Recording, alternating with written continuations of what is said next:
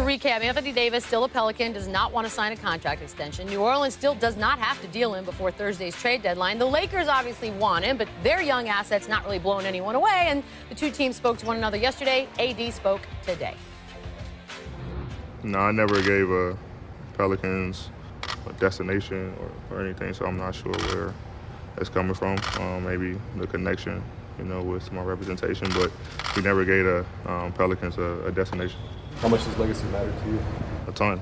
I've had that question before, legacy over money, and I'm all about legacy. The money comes and goes. When I get done playing or leave this earth, what is my legacy going to be? Why do you want to be traded in? I feel like it's my time. I gave the city, organization, fans, everything I feel like I could.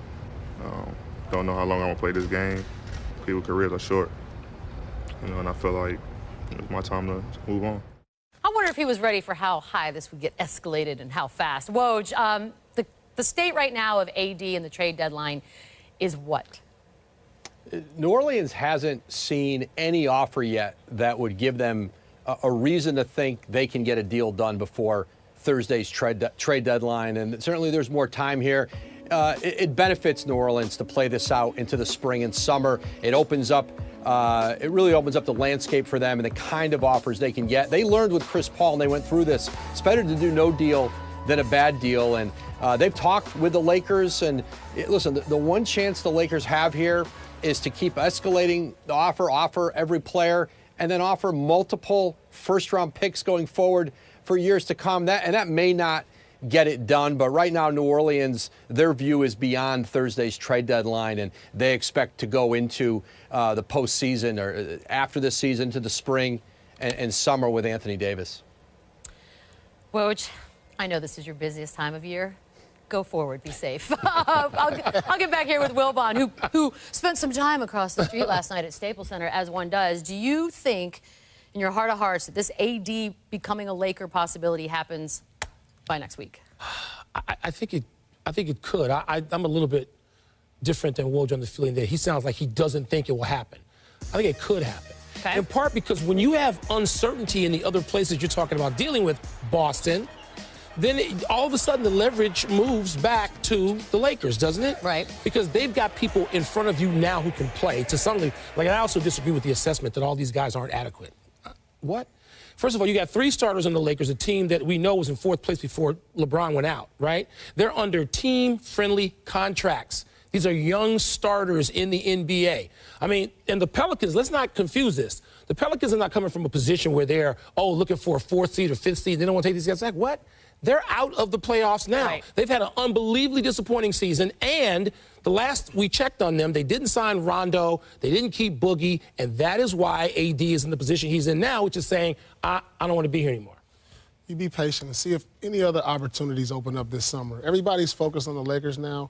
It can be a whole other team getting to the mix this summer, like the Houston Rockets. And you're telling me if he can go there and team up with James Harden, say like a trade for Clint Capella, maybe some other assets, other things can open up. You be patient with this. You let this play out. Don't just focus on the Lakers and say he's set on the Lakers, he could be happy there. Because if he finds himself on a contender with, say, a James Harden, he could resign there. Like I said was going to happen, the Pelicans were sending the Lakers to voicemail over the last few days. 323-310-213 voicemail. Don't ask right? it. So they finally talk. The problem with the Lakers is KCP, his deal actually makes this happen. So when he's the major player in the deal, unlike a Clint Capella, New Orleans has to be patient because you don't want to take him as a headline in theory to get all of these other young players on your squad. So I think the Pelicans do not do a deal between now and the deadline. No. Either way, Woj is busy, and it's going to be fun. LeBron's back. He headlines tomorrow's NBA Saturday primetime game up at Oracle, an all-California affair. Boogie, Steph, KD, Clay, and the Warriors will be waiting. Our coverage tips with NBA Countdown at 8 Eastern, and always, always watch on the app. Tonight's Mountain Dew Ice rising star, the undrafted free agent, Alonzo Trier, not only because he's still on the Knicks, but he's averaged a little over 14.5 points, just under 5 assists a game in his last 7. He will have his chance to shine at the bottom of the hour. Woo! It's Friday. Welcome inside Studio H here in LA with Michael Wilbon, Jalen Rose, Paul Pierce. My name is Michelle Beadle, and so anything happening in the league lately, you guys? The league is on fire right now. Dominating. This, I don't know if you can decide who the most interesting team of the last 24 hours would be. You could say the Knicks. You could maybe now say it's the Celtics. Plenty to say before those teams play at the bottom of the hour. And then we have Rockets Nuggets late, but 29 minutes. Let's get this thing started. First up, before the world was done going bonkers over the Knicks trade of the unicorn, Porzingis to Dallas, impending Celtics free agent Kyrie Irving rattled the foundations of the league this morning. Some aggressive vagueness about his very own future. I mean, well, at the end of the day, I'm going to do what I feel is best for my career. And, you know, that's just where it stands. And my focus this season is winning a championship with the Boston Celtics. You know, obviously we had goals coming into the season, and the primary goal is to win a championship. So that's where my focus is. Has your mindset shifted, though, in regards to re-signing with Boston, like the announcement? Ask me July 1st. Obviously, you know, things this season haven't gone as I planned. You know, and that's part of being on a team where you're still trying to figure things out. But at the end of the day, like I said, I spent the last 8 years trying to do what everybody else wanted me to do in terms of making my decisions and trying to validate through the media, through other personnel, managers, anybody in this business, and I don't owe anybody. Woo, if that ain't a mantra. So there's a lot of drama, obviously, turned up to 11 by Kyrie. We have to welcome in the man, Woj. As far as the Celtics' reaction to just that little piece of sound, what do you have?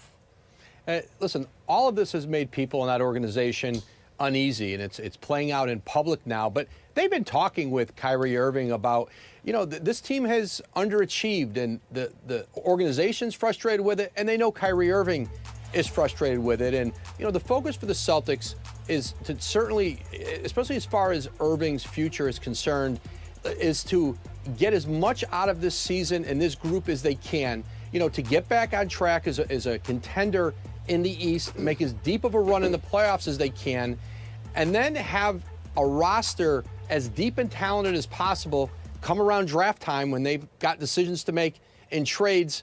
And they know that more than any other player they've pursued in recent years, they really need to get Anthony Davis. And as much as anything, that will help solidify Kyrie Irving's future. Boston still feels confident, and Kyrie Irving has given them no direct reason in their conversations to think that he's going to leave. But Boston's not taking this for granted, and especially the way now Kyrie could have shut this down today, and he opened it all back up. Yes, and for that we are grateful. Woj, don't go anywhere. I know we're going to come back to you for some Anthony Davis talk, but sticking with the Celtics and you guys up here, you're Danny Ainge, you're listening to this, you're watching the Anthony Davis stuff, you're watching everything happen. What do? I'm calling up Kyrie for a private conversation. Okay. And if I don't feel exactly the way I need to feel, I start making some other calls. I mean, I totally agree with Kyrie when he says he didn't owe anybody anything. But the Celtics don't owe him anything either. This is a two-way business. And everybody talks about it as a business. They act like it's only on their side. And so it's just interesting when Kyrie talks about this. So now, first of all, it throws some leverage back toward the Lakers when you talk about the Pelicans trade. Yep. The Knicks feel hope, and God knows they don't feel hope very often, but they're hopeful now with a treasure chest and all these free agents out there. They think that's going to be different from 2010. They're going to get somebody. So it puts a lot of things in play that, as Woj said, would not have been in play depending on his answer. As we look at Paul. Mr. Celtic, what say you? This is a chess game. I don't do anything but be patient and see what happens. Listen, they have a championship team. I know it's not playing out that way, but this team could easily go to the finals and possibly win it this year. Let's say that happens. Then what? Do you leave that situation? I'm standing pat with Kyrie. Let's see how we do in the playoffs at the end of the year, see where we're at. We have the assets. We have him. Anything can happen.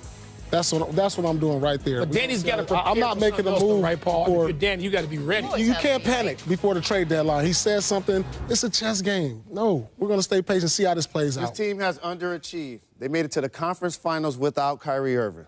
They're a 5th seed with Kyrie Irving. And I've said this the entire season. The team and Brad Stevens had to decide. Are they going to turn the team over to Kyrie and allow him to play his way, which is 25 points, 5 assists, or are they going to play ball movement, player movement type of basketball? That's the frustration. So therefore, if I'm the Celtics and I bring him in the office and I don't like what's said in the conversation, I'm looking to move him. That's a panic Which move. I'm glad you said that. That ain't a panic move because I have assets. I'm the Boston Celtics. I can have 4 first-round picks this season, and I have nobody great you young can players. get for Kyrie right now. Well, there's no like great trade for him right now that you'll be happy with. We're going to tee Woj off of Paul. I don't even know what we're going to tee him up for. So go ahead and talk about that. Woj, are you still there? There he is. This may not be about one conversation with Kyrie Irving because they've been talking, and he talks with Danny Ainge, and it's been an ongoing conversation, and this wasn't news to them that he's frustrated. And so I do think the lines of communication with management, with ownership, they're wide open with Kyrie Irving in this organization. Okay, so that's a plus because we're starting to make it seem like it's adversarial.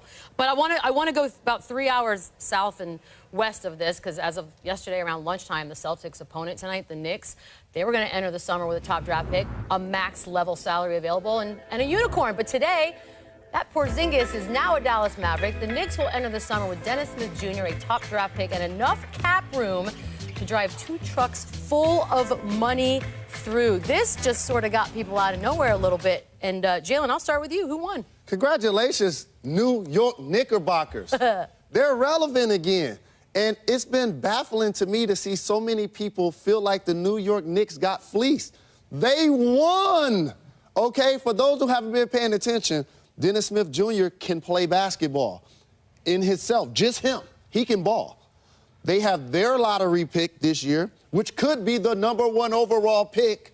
They got 2 first-round picks. Did you say they get 2 max spots? Yeah, it's two so max spots? Yeah. Okay, you cannot tell me, Michael Wilbon, that 2 of those guys ain't going to end up in New York. And for those that feel it's a failure if you don't get KD, the last time I checked, if you're a great player in the East, you can lead your team to the playoffs. The Knicks need a face of franchise, an all-star level player, and that list right there is going to be one of the guys in New York. Jalen, I agree with you. Well, even if they get, what's the success? What they can be happy for if they get one of these guys? They get Chris Middleton, they're happy. They're happy. They can go bigger game hunting probably than Chris Middleton. But, Paul, here's the thing. This is where I agree with Jalen. One, they've created some flexibility. The Knicks never have flexibility. So let's say they don't get through free agency exactly who they want. KD, Kyrie, KD, Boogie. They can make trades, which they have not been able to do successfully because they don't, again, have flexibility. And I think trades, draft, there are 3 ways to acquire players. And then the Knicks' old culture, which was failed, they just threw bad money after bad money, and this is what the new regime is not doing now or not planning to do anyway. I know it all sounds good, but the New York has not been a great free agent destination. I mean, think about this. Who has been the last great free agent? Amari Stoudemire. They traded for Carmelo Anthony, so it's not like it's a big market thing. They struck out on LeBron. The last time they was in this position, they struck out on LeBron. So it's no guarantee just because they free up the space and do all this that they're going to get that player they want. Because to me, even if you get 2 of these free agents out there, if you get Kyrie and a Middleton, to me, you still struck out. No, you didn't. No, because what are you aiming for? I'm going to tell you what they're aiming for the Knicks. I'm going to tell you what they're just aiming to be for. in the playoffs? The Knicks ain't in the playoffs this year, and they don't have all-star level players on their team. Kristaps Porzingis You strike out because you signed them 2 guys to max? Well, but Paul, remember, they could also draft, let's not even say first. They have their own lottery. They have their own pick, which we know is in the lottery. Right. Even if they draft second or third, you're talking about a massive upgrade from where the Knicks are now. Are they in serious contention? No, you're right about that. But, we can't go all or nothing. The Knicks need to make a middle stop, perhaps. But Kevin Durant, if you listen to the buzz right now. Exactly. Right now, not just on the East Coast, but I've been talking to club executives all week and agents, and I'm shocked by the number of people. And again, it's way early. Pump the brakes a little bit. But I'm shocked, Paul, by the number of people who think that Kevin Durant is in play for the New York Knicks. Does that change your mind? This is one big gamble. This is one big gamble. That's all. You putting all your eggs on landing one of these guys. You have a guy who you can build around. You got to Kristaps Porzingis. He didn't want to be there. He didn't want to be there. And that goes to show you right there who wants to be in New York then. Okay, wait, hold on. If he don't want to be in New York, why would these guys want to be in New York? He's been unhappy in New York from the beginning. With a different But they just got a new coach. If you're the Knicks, you can't give him a max contract this offseason coming off a knee injury. And Kristaps Porzingis is a terrific talent. He's going to be amazing with Luka Doncic in Dallas. However, in New York City, he wasn't an all-star. He didn't lead them to the playoffs. He wasn't even supporting his teammates lately. They wonder why he wasn't at practice, why he wasn't It's all around the one team, big on question the mark. bench. It's a big gamble. Life is a big question and a gamble, I mean, Paul. The Clippers, But you know it's not. Nets, Clippers, Sunday. Nets. I just ABC didn't agree NBA with Sunday that. Showcase Game of the Week returns. Special 2 Eastern. Kyrie and the Celtics hosting Russell Westbrook and the Thunder. Our coverage begins with NBA Countdown at 1:30 Eastern, and as always, you could watch everything on the app. Terry Rozier, here we go. Like, Loaded trade with talent. What? I mean, it is. That's what he's listening It's to right every now. day. The song is saying, trade Kyrie. I got this. What must they be thinking? Coming up, Anthony Davis thought talking about a trade request wouldn't get it in the media. That's all we've been talking about. Woj will be back next.